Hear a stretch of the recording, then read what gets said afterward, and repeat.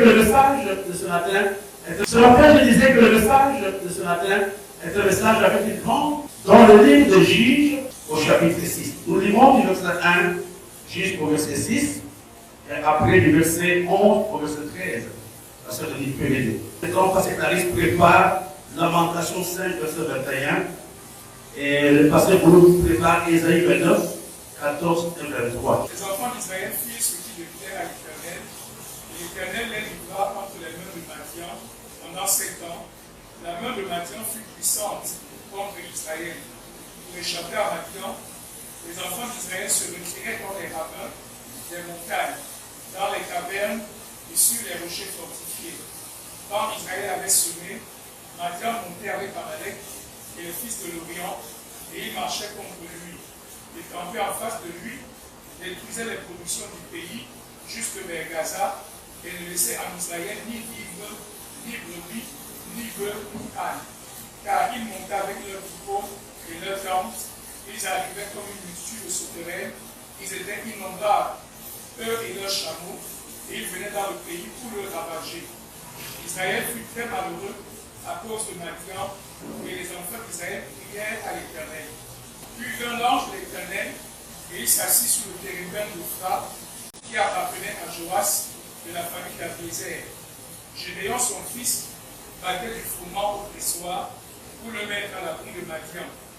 L'ange de l'Éternel lui apparut et lui dit, l'Éternel est avec toi, vaillant et bon. Gédéon lui dit, ah mon Seigneur, si l'Éternel est avec nous, pourquoi toutes ces choses nous sont-elles arrivées? Et où sont tous ces prodiges que nos pères nous racontent, quand ils disent, l'Éternel ne nous a-t-il pas fait monter hors d'Égypte? Maintenant l'Éternel nous abandonne et il nous livre entre les mains de Madian. Lamentation chapitre 5, au verset 21, le deuxième texte.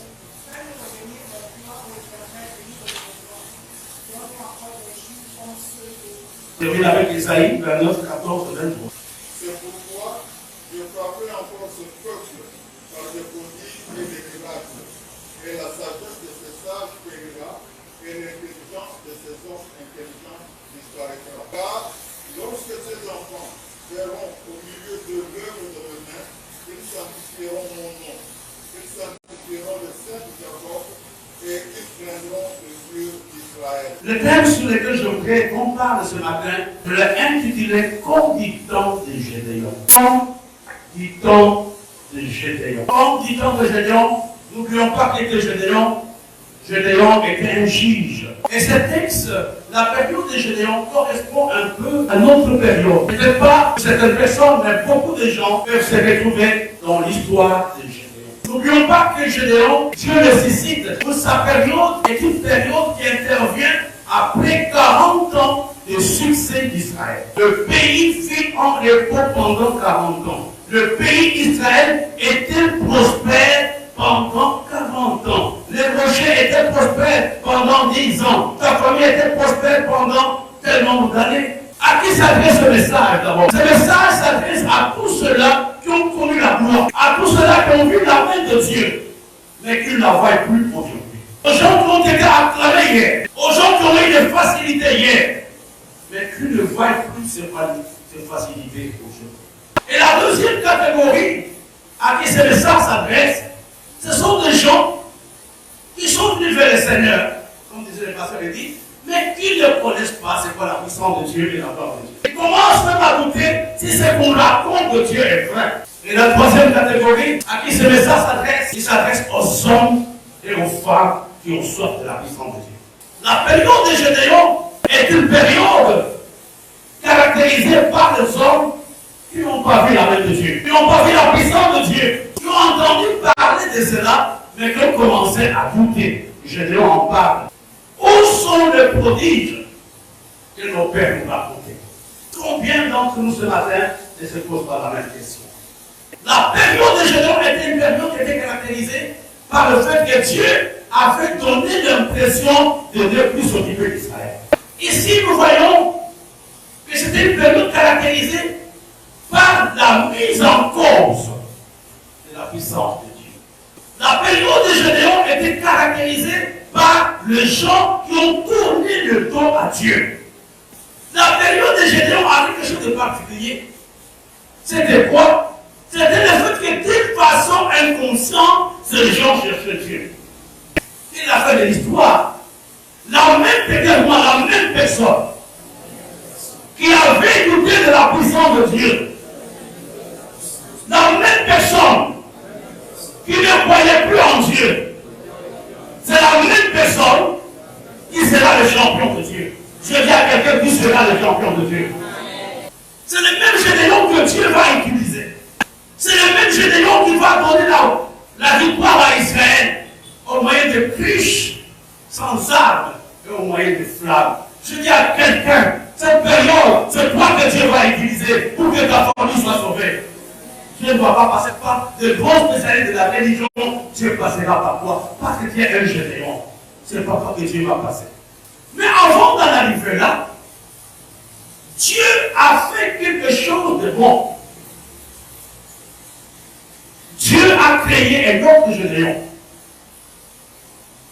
Ce n'était pas le même Gédéon avec une parle qui va sauver Israël. Ça sera un autre Gédéon qui va sauver Israël. Ce matin, Dieu va créer une autre personne dans la salle. Comment il va changer Gédéon? La première chose que Dieu fait dans la vie de Gédéon, c'est de susciter l'enfant de Gédéon. Tu ne peux pas être une autre personne, tu ne peux pas avoir le nouveau combat si tu as le même niveau de foi.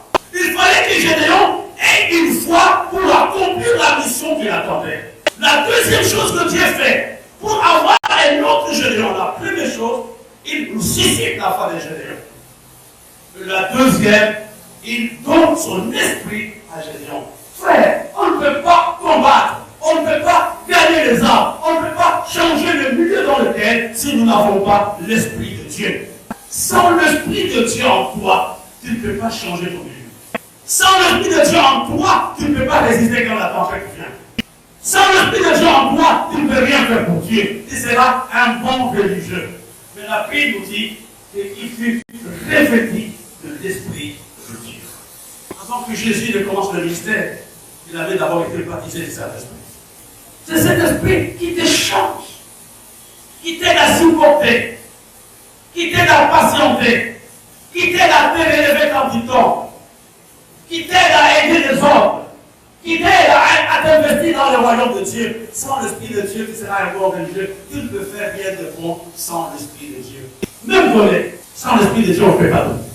Regardez, quand l'esprit de Dieu a saisi Gédéon, le craintif hier est devenu le courageux.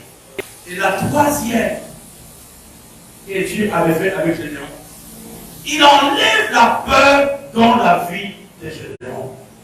Parce que le verset suivant, Gédéon, pour la première fois, avant, il a caché, il a travaillé en cachette, mais le verset suivant, il envoya des messagers. Personne n'est établi juge. C'est lui-même maintenant, à cause de l'Esprit de Dieu, la peur est partie. Trois choses ont fait de Gédéon un homme nouveau. La première chose, c'était la foi. La deuxième, c'était l'Esprit de Dieu qui était en lui.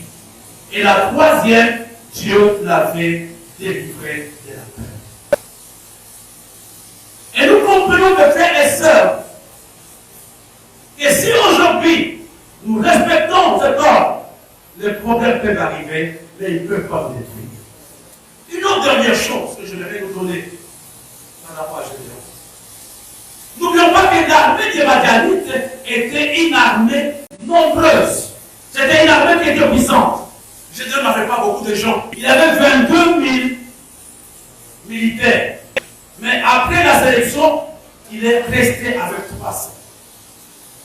Ce sont les 300 qui ont donné la victoire à Gédéon. C'est dans le Juge chapitre 7. Qu'est-ce que Dieu était en train de faire? La notion, mon frère.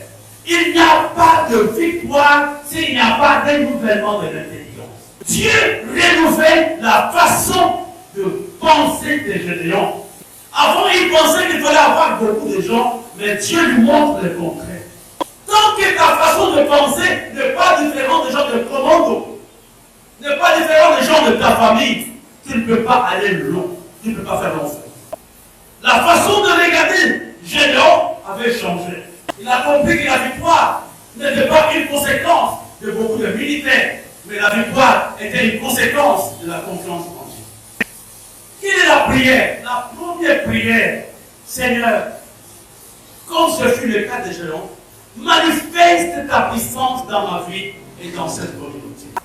C'est quelque chose que tu peux demander à Dieu ce matin. Il y a des choses que tu as prévues. Il y a des choses que tu as vues, que tu ne vois plus. Dieu peut te donner des jours comme des jours d'autrefois.